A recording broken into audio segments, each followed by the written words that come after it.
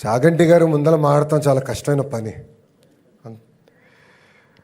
ఆయన ముందు మాట్లాడతామంటే హనుమంతుడు ముందల కుప్పగంతలు వేసినట్లే.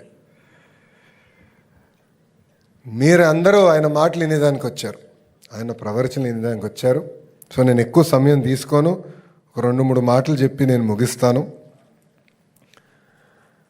చాగంటి కోటేశ్వరరావు గారిని నైతిక విలువలపైన సమాజంలో మార్పు తీసుకొచ్చేదానికి నియమించాలన్న నిర్ణయం తీసుకున్న ముందల గౌరవ ముఖ్యమంత్రి గారు నన్ను పిలుస్తాం జరిగింది.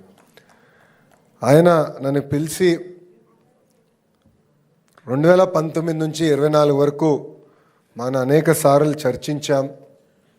సమాజంలో నైతిక విలువలు తీసుకురావాల్సిన బాధ్యత ఉందని మనందరం 1-10 సార్లు మాట్లాడుకున్నాం. ఏం చేస్తే బాగుంటుందని గౌరవ ముఖ్యమంత్రి గారు నన్ను అడిగారు.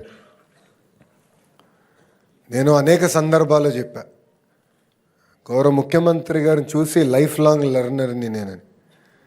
సో గౌరవ ముఖ్యమంత్రి గారికి చెప్పా, మీరు ఏ నిర్ణయం తీసుకున్నా ఒక విద్యాశాఖ మార్చులుగా మేము ఆ నిర్ణయం కట్టుబడి ఉంటామంటే అప్పుడు ఒక్క క్షణం కూడా ఆలోచించకుండా చాగంటి కోటేశ్వరరావు గారిని ఏకంగా క్యాబినెట్ ర్యాంక్ ఇచ్చి ఆంధ్ర రాష్ట్ర ప్రభుత్వానికి సలహాదారుగా నియమించారు గౌరవ ముఖ్యమంత్రి శ్రీ నారా చంద్రబాబు నాయుడు గారు.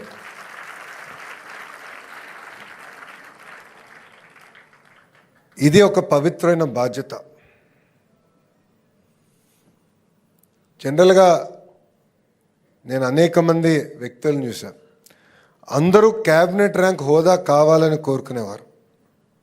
అలాంటిది చాగంటి గారికి క్యాబినెట్ ర్యాంక్ ఇచ్చినా మమ్మల్ని మొదటిసారి కలిసినప్పుడు కనీసం ఇచ్చిన కాఫీ కూడా ఏం తాగల, ప్రభుత్వం పెడుతున్న వాహనం వాడలా, ఆయన సెల్ ఫోన్ బిల్లు కూడా గురువుగారే ఈరోజు కడతాం జరుగుతుంది.